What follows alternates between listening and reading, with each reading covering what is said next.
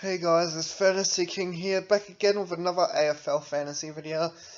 First week of the finals, here we go.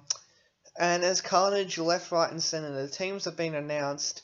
I hope Greenwood does play, if not I have to rely on Soldo to play, otherwise I could be facing a donut in my team, and a lot of coaches are in a similar position right now. Anyways, round 19, I scored 21-10, which actually was a bit above par score. Moved me up a few hundred spots. I was ranked 9,000th in that round. Probably the best round I've had in a few weeks, despite the score being lower. I just feel like a lot of coaches that are relevant done worse than me, so I was pretty happy about myself scoring 21-10, especially with a lot of the negatives I have in my field. Anyways, we'll get straight to the team I had from round 19, and let's analyse. Now, we'll start off with a +3. The reason why I'm not giving it to Adams is because he's been in my team the whole year. I'm going to give it to Dane Beams. I traded him in instead of Selwood. Selwood got like 50 points, so it was almost a 100-point turnaround trading in Beams instead. It turned out to be an amazing trade for me, and one of the only good things I've done this year in terms of trading. Yeah, so here was my +3. My -3, I would give it to Kennedy, but he got injured mid-game, so you can't give it to injured players. I had to give it to Lewis Young. I know, it's kind of unethical to put it on rookies, but he had 2 70s prior to this, and I thought, in a winning team, a 60 would be solid enough. A 36, he did not touch the ball in the last quarter. That is putrid, especially when J. Kennedy Harris turns out to have 30 more points than Lewis Young. To summarise my team, yeah, it was inconsistency all around. I mean, Doherty, Adams both did good like they usually do. Witherden is actually a very consistent defender. He's the top 6 defenders right now. What the hell? Anyways, Scharenberg did really well. Luke Ryan scored 60 more points on lead. 138! If he was in my field, I would give him +3 every day of the week. But unfortunately, I didn't. Laird and Nunes were a bit mediocre. My midfield, Tom Mitchell as captain was kind of a letdown. Like, if I captained someone like Adams, I would have scored a lot more. And that's the thing, like, here's the thing. It was an if kind of week. Like, I would have scored a lot more, but because I didn't do it, like, you would think captaining Tom Mitchell would be, logical. But yeah, in a winning team, 94 points, that's his lowest score of the year. Dangerfield 88, and he's got a 1-week suspension, and I'm actually holding him. I'm going to get to my trades in a minute. Zach Merritt was disappointing again. I mean, I traded him in for Rockcliffe, so no big loss there, but he's losing cash. Dustin Martin doing what Dustin Martin does. That's why he's Brownlow favourite right now. Chalor had a good game against Adelaide. He's in good form. Kennedy was disappointing, and he's not playing next week, and that's one of the players who I am trading. Gaff, was okay, forgivable score. I think he was tagged a bit throughout the match too, and Dane Beams was extraordinary. My ruck, Steph Martin's back to his best. Darcy 75, and he got dropped for Griffin, which is kind of depressing, but hopefully Soldo can score what Darcy did. He would, if Darcy would have been up against Daniel Curry if he didn't get, out of the side. Onto my forward, McRae.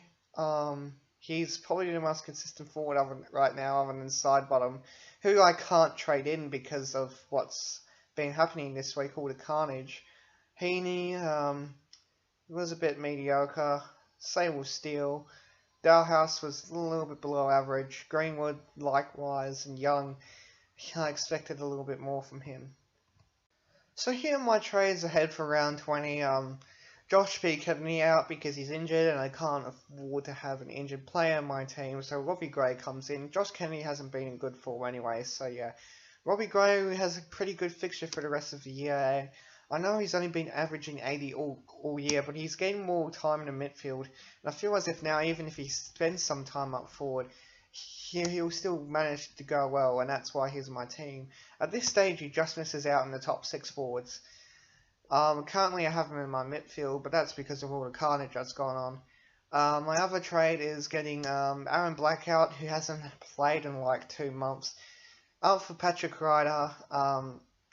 probably, yeah, he is a top 6 forward. Yes, 2 port players that come in. Both I would say would average at least 90 to 95 for the rest of the year. Ryder could even average 100 to 105. And yeah. So here's my team ahead for round 20. Well, defense is all good, I guess. I mean, Luke Ryan in my field, a bit risky, yes, but when you really look at it, you know, Dangerfield being out, Ryan would have been on my bench again. But, you know, it might be a plus. He could score 130 again. He's getting a lot of cheap plus 6s, so yeah, there you go. Not much I can say about my defense. Nunes and Lloyd have been disappointing of late. Doherty and Adams are 2 very good defenders. I reckon they're the top 2 best defenders in fantasy. Laird, you know, he's been 1 week really good, 1 week very mediocre. He's supposed to be a premium, but yeah, he's got a huge pattern of inconsistency. Schoenberg on my bench, he's been doing really good as of late as well. On midfield, Tom Mitchell, who I'm relying on as my captain again. Dustin Martin, he's really consistent as well. He comes into captain consideration for people who don't have Tom Mitchell for some reason. Zach Merritt is my vice this week. I reckon he'll bounce back good after those 2 ordinary weeks he had. Trelaw, he'll do good again. Gaff should do good again. I'm not 100% certain though. Dane Beams should do good. One of the captain picks according to Calvin from the traders, but I'm not too certain on it because he is known to get a tag, which I'm hoping that he won't get tagged for the rest of the year because I need the most I can at the moment. Robbie Gray, hopefully he does good, even though he's up against Adelaide. This won't be a high scoring week at all. And Witherden, he's so consistent. He should be in a mix for winning a Rising Star because he's that good. For my rucks, Stephen Martin, you know, he's starting to gain his form, which I'm happy with. Patrick Ryder on my team. Hopefully he turns up and, you know, it doesn't make me regret getting him instead of side bottom that much. McRae, my forward, he's probably the best forward I have, really. Heaney and Dalhouse, you know, they haven't scored as well as what I would have liked. Steele, he's been not too bad, but I'd like to get rid of him in the next few weeks, especially because it's finals now. Hugh Greenwood, you know, hopefully he's in a team. It might be unlikely because if you look at the Adelaide's bench, it's full of pretty solid players. And Lewis Young, who I'm hoping will bounce back. And he's in my field as well.